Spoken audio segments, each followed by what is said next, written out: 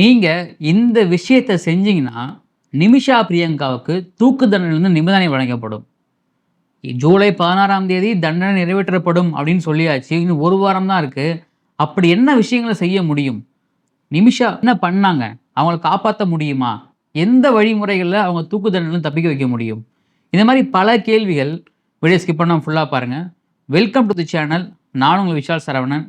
வாங்க வீடியோக்குள்ள போகலாம். டெய்லி அப்டேட்ஸ், டெய்லி வீடியோஸ்க்கு மறக்காம நம்ம சேனலை சப்ஸ்கிரைப் பண்ணி பெல் ஐக்கானை கிளிக் பண்ணிக்கங்க.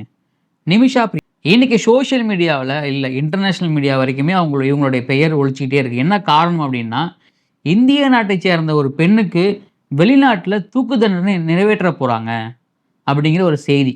இந்த செய்தியை நிறைய பேர் பார்த்துருப்பீங்க. கேரளா மாநிலம் பாலக்காட்டை சார்ந்தவங்க நிமிஷா. இவங்க 2008ஆம் ஆண்டு ஏமனில் போய் செவிலியராக வேலை செய்ய தொடங்கியிருக்காங்க. இவங்க வேலை நல்லா தான் போயிட்டு இருந்திருக்கு. திடீர்னு உள்நாட்டு பிரச்சனை, அதாவது உள்நாட்டு போர் வந்ததால் பொருளாதார ரீதியாக பயங்கரமாக பாதிக்கப்பட்டு அவங்களுடைய கணவர் மற்றும் பிள்ளைகளை சொந்த நாட்டுக்கு திருப்பி அனுப்பியிருக்காங்க. அதுக்கப்புறம் அவங்க சர்வைவலுக்கு நிறைய கஷ்டப்பட்டிருக்காங்க. அப்போ அவங்க பண்ண முடிவு தான், சொந்தமாக பிஸ்னஸ் ஒன்று பண்ணலாமே, அப்படி பண்ணால் நம்மளுடைய வாழ்வாதாரம் உயரும் அப்படின்னு நினச்சி அவங்க ஒரு பிஸ்னஸ் பண்ணணும். ஆனால் வெளிநாடுகளில் போய் நம்ம பிஸ்னஸ் பண்ணணும், அது ஏமன் கண்ட்ரிகளில் போய் பிஸ்னஸ் பண்ணணும் அப்படின்னா, அதாவது சிட்டிசன்ஷிப் இருக்கணும். அங்கே இருக்கக்கூடிய லோக்கல்ஸ் மட்டும்தான் பிஸ்னஸ் பண்ண முடியும். அப்போ இவங்க என்ன பண்ணியிருக்காங்கன்னா, அங்கே இருக்கக்கூடிய ஒரு சிட்டிசன் கிட்ட போயிட்டு இந்த மாதிரி சேர்ந்து பிஸ்னஸ் பண்ணலாம் அப்படின்னு சொல்லியிருக்காங்க. அவரும் சரி அப்படின்னு சொல்லியிருக்காரு. ஆனால் என்ன நடந்திருக்கு அப்படின்னா, காலப்போக்கில் அந்த நபர், அதாவது சிட்டிசன்ஷிப்புக்காக அவர் சேர்ந்து பிஸ்னஸ் பண்ண நபர், நிமிஷா என்ன திருமணம் பண்ணி என்னை ஏமாற்றிட்டாங்க, அவங்களுக்கும் எனக்கும் திருமணம் ஆயிடுச்சு அப்படின்னு சொல்லி அவங்களுடைய ஃபோட்டோவை மார்ஃபிங் பண்ணி அதை வெளிப்படையாக வெளியிட்டிருக்காரு. அது மட்டும் இல்லாமல் அந்த வருமானத்தை ஃபுல்லாகவே எனக்கு தான் கொடுக்கணும், நான் கல்யாணம் பண்ணதால் எனக்கு தான் அந்த ஃபுல் வருமானமும் வரும் அப்படிங்கிற மாதிரியும் சொல்லியிருக்காரு. இன்னும் எக்ஸ்ட்ரீம் லெவலில் போய் என்ன ஆயிருக்குன்னா, அது 2 பேத்துக்கும் ரொம்ப பெரிய ஒரு இஷ்யூவாக மாறி, பிரச்சனையாக மாறி, அந்த பாஸ்போர்ட், நிமிஷாவுடைய பாஸ்போர்ட்டை பிடுங்கி வச்சிருக்காரு. இப்படிலாம் இருக்கும் பொழுது இது எப்படிடா இதுலேருந்து நம்ம தப்பிக்கிறது, அப்படி என்ன தப்பு பண்ணாங்க அப்படின்னு எப்படி தப்பிக்கிறதுன்னு பார்க்கும்பொழுது, என்ன பண்ணியிருக்காங்கன்னா, அவங்கள்ட்ட போயிட்டு ஒரு லோக்கல் ஸ்டேஷனில் கம்ப்ளைண்ட் பண்ணியிருந்திருக்காங்க. நிறைய சட்ட ரீதியாக நிறைய அணுகியிருக்காங்க. ஆனால் எந்த ஒரு சொல்யூஷனும் கிடைக்கல. கடைசியாக அந்த நபரை அரெஸ்ட் பண்ணி ஜெயிலில் வச்சுருந்துருக்காங்க. அதுவும் பார்த்தீங்கன்னா குறுகிய காலத்துக்கு தான். திரும்பவும் வெளியே திரும்பவும் பிரச்சனை பண்ண ஆரம்பிச்சிட்டாரு. நிமிஷா பிரியங்காவுக்கு என்ன பண்ணுறது அப்படிங்கிற ஒரு ஐடியாவே கிடையாது. ஏன்னா நம்ம கண்டிப்பாக இந்த பொருளாதாரத்தில் முன்னேறணும் தான் நம்ம ஒரு ஒரு பிஸ்னஸே ஆரம்பிக்கிறோம். அந்த பிஸ்னஸில் எப்படி ஒரு வரதை எப்படி நம்ம பொறுத்துக்க முடியும் அப்படிங்கிற மாதிரி அந்த பாஸ்போர்ட்டை எப்படியாவது அவன்கிட்ட வாங்கிட்டு நம்ம ஊருக்கு போகணும் அப்படிங்கிறது அவங்களோட எண்ணமாக இருந்திருக்கு. அதுக்காக என்ன பண்ணியிருக்காங்கன்னா, அந்த ட்ரிங்க்கில் மயக்க மருந்து கொடுத்து அவனை மயக்க மண்டையை வச்சுட்டு அந்த பாஸ்போர்ட் எடுத்துகிட்டு போகிறதா ஒரு பிளான். ஆனால் அங்கே என்ன நடந்திருக்குன்னா, மயக்க மருந்தோடைய டோஸ் அதிகமாகி அந்த நபர் இறந்து போயிருக்காரு.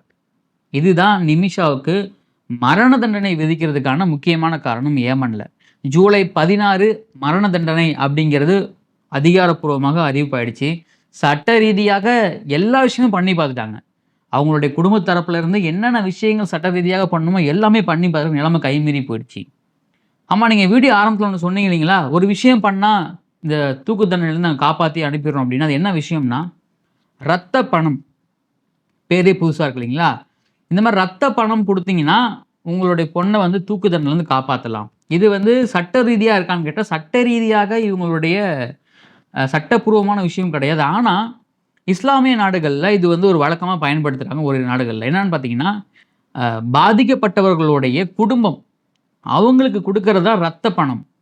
அந்த குடும்பம் அவங்களுடைய டிமாண்டை ஏற்றுக்கிட்டாங்க, அவங்க கொடுக்குற விஷயங்களை ஓகே பண்ணிட்டாங்கன்னா, அந்த குடும்பம் சம்மதித்தால் அந்த வழக்கிலிருந்து அவங்கள விடுவிக்கலாம்.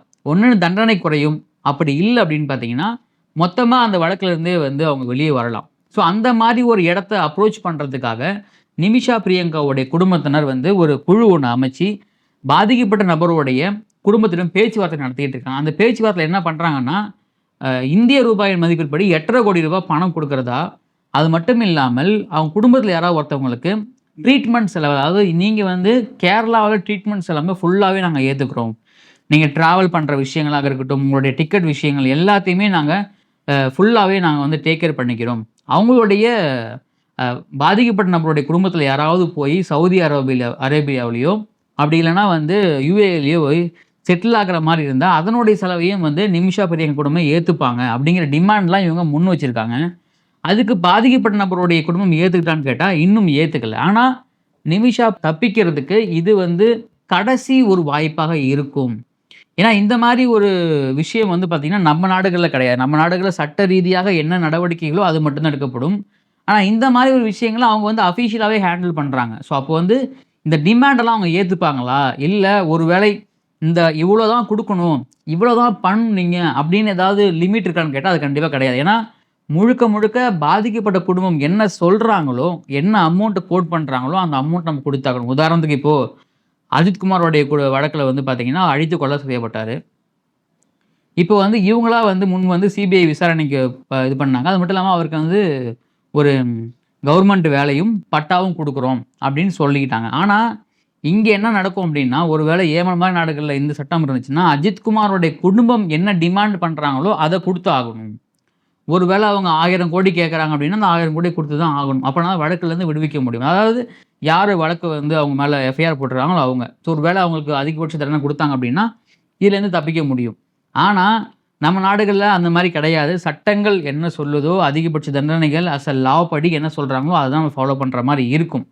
நிமிஷா பிரியங்காவோட இந்த விஷயம் வந்து சோஷியல் மீடியாவில் ஒரு 2 நாளாக பார்த்தீங்கன்னா அவங்களுடைய தூக்கு தண்டனை உறுதியாயிடுச்சு. ஜூலை 16 தூக்கு அப்படிங்கிற விஷயம் வந்து நிறைய இடத்துல வந்து பார்த்தீங்கன்னா செய்திகளாக இப்போ சொல்ல ஆரம்பிச்சிட்டாங்க. ஆனால் இந்த ரத்த பணம், இந்த பிளட் மணி அப்படிங்கிற விஷயம் வந்து இங்கே ஒரு பெரிய ட்விஸ்ட்டை ஏற்படுத்தியிருக்கு. ஒரு வேளை இது பாசிபிள் இருக்கா இல்லையா, இதை அவங்க அக்செப்ட் பண்ணுறாங்களா பண்ணலையா அப்படின்னு கண்டிப்பாக இன்னும் ஓரிரு நாட்களில் தெரிய வரும். ஏன்னா பார்த்தீங்கன்னா அவங்களுடைய தண்டனை நிறைவேற்ற காலம் வந்து பார்த்தீங்கன்னா இன்னும் குறுகிய காலம் தான். இன்றைக்கி தேதி நம்ம வந்து 9, 10ன்னு வச்சுக்கிட்டாலுமே ஒரு 6 நாட்கள் தான் இன்னும் எக்ஸாக்டாக இருக்குது. ஏன்னா ஜூலை 16 அவங்களுக்கு மரண தண்டனை வழங்க போகிறாங்க. அப்படி இருக்கும்போது அந்த பாதிக்கப்பட்ட குடும்பம் என்ன பண்ண போகிறாங்க, அதை ஏற்றுக்க போகிறாங்களா? அப்படி ஏற்றுக்கிட்டாங்க இல்லை அதை விட அதிகமாக கேட்குறாங்க அப்படின்னா அதுக்கு நிமிஷா பிரியங்காவுடைய குடும்பத்தோடைய அவங்களுடைய ஆன்சர் என்னவாக இருக்கும் அப்படின்னு பல கேள்விகள் இங்கே எழுப்பிட்டு இருக்கு. ஏன்னா இன்றைக்கி சென்சேஷனல் நியூஸாக வந்து நிமிஷா இருக்காங்க. ஸோ இதை பொறுத்திருந்து நம்ம பார்க்கணும். ஏன்னா இப்போ வந்து பார்த்திங்கன்னா சட்டங்கள் வந்து எல்லாத்துக்கும் சமமாக இருக்குன்னு நம்ம வந்து இங்கே போராடிக்கிட்டு இருக்கோம். அது மாதிரி இன்னும் ஒரு சில பேர் என்ன பண்ணுறாங்கன்னா அரேப் கண்ட்ரீஸில் கொடுக்குற மாதிரி தண்டனைகளை வந்து கொடுக்கணும் அப்படின்னு சொல்லிக்கிட்டு இருக்காங்க. ஏன் அப்படின்னா அப்போ தான் குற்றங்கள் குறையணும் அப்படின்னா தண்டனைகள் அதிகமாக்கப்படணும் அப்படின்னு. அப்போ இந்த மாதிரி தண்டனைகள் எல்லாம் பார்த்தீங்கன்னா இப்போ பாதிக்கப்பட்டவங்க ஒரு வேளை பழிக்கு பழி ரிவெஞ்ச் அப்படிங்கிற மாதிரி இல்லாமல் நீங்கள் எங்களுக்கு வந்து காம்பன்சேட் பண்ணி கொடுங்க அப்படிங்கிறது நம்ம ஊரில் பண்ணுற கட்ட பஞ்சாயத்துகள் மாதிரி நீங்கள் வச்சுக்கிங்களேன். நீங்கள் வந்து கோர்ட்டு கேஸ்னு போய் அலைய வேணாம், நீங்கள் வந்து என்ன பண்ணுறீங்களோ அதை பண்ணி முடிச்சிங்க அப்படிங்கிற மாதிரி. ஸோ இந்த டீலை வந்து அவங்க வந்து பின்பற்றுறாங்க. ஆனால் இது வந்து அவங்க சட்ட ரீதியாக பண்ணுறாங்களா? இந்த மாதிரி ஒரு சட்ட அறிக்கை அங்கே இருக்குது. ஆனால் அதை அஃபீஷியலாக அவங்க ஏற்றுப்பாங்களான்னு கேட்டால் அது வந்து அங்கே கிடையாது. இது வந்து முழுக்க முழுக்க பாதிக்கப்பட்ட குடும்பத்தோடைய அவங்களுடைய மாறுதலுக்கு உட்பட்டு அவங்களுடைய மன திருப்திக்கு உட்பட்டு தான் நடக்கும். இல்லை எங்களுக்கு எந்த பணமும் வேணாம், எங்களுடைய பையனுக்கு நீதி கிடைக்கணும், எங்களுடைய குடும்பத்துக்கு நீதி கிடைக்கணும் அப்படின்னு அவங்க முன் வந்து இதை வந்து அவங்க வந்து ரிஜெக்ட் பண்ணாங்க அப்படின்னா நிமிஷாவுடைய தண்டனை ஜூலை 16 நிறைவேற்றப்படும். அப்படி இல்லை இதை நாங்கள் அக்செப்ட் பண்ணிக்கிறோம், ஆனால் ஒரு சில கண்டிஷன்ஸ் வந்து விதிக்கிறாங்க, இல்லை பணம் அதிகமாக வேணும், இல்லை இன்னும் சலுகைகள் அதிகமாக வேணும் அப்படின்னாங்கன்னா அதை கண்டிப்பாக இவங்க வந்து பண்ணி கொடுத்தாகணும் நிமிஷா பிரியங்காவுடைய ஃபேமிலி. ஸோ இதை வந்து ரொம்ப அதுவா இந்த விஷயம் நடக்கமா நடக்காது அப்படின்னு எல்லாருமே வந்து பார்த்தீங்கன்னா ஆவலுன்னு எதிர்பார்த்து காத்துக்கிட்டு இருக்காங்க. ஸோ இந்த நிமிஷா பிரியங்கா விஷயத்தில் என்ன நடக்க போகுது அப்படின்னு பொறுத்திருந்து பார்க்கலாம். அதுக்கான அப்டேட்டுகள் நம்ம டெய்லியும் கொடுத்துட்டே இருக்க போகிறோம். மறக்காமல் சேனலை சப்ஸ்கிரைப் பண்ணிக்கங்க, பெல் ஐக்கனை மறக்காமல் கிளிக் பண்ணிக்கங்க. அப்போ தான் டெய்லி அப்டேட்ஸ் உங்களுக்கு வீடியோவாக வந்துகிட்டே இருக்கும். வீடியோ பற்றி கருத்துக்கள் கமெண்ட்டில் பதிவு பண்ணுங்கள். இந்த சட்டம் சரியா தவறா உங்களுக்கு என்ன தோணுது உங்களுடைய பார்வையில் அப்படிங்கிறதையும். இந்த வீடியோ பிடிச்சிருந்தா உங்கள் ஃப்ரெண்டுக்கு ஷேர் பண்ணுங்கள், லைக் பண்ணுங்கள். நான் உங்கள் விஷால் சரவணன். நன்றி, வணக்கம்.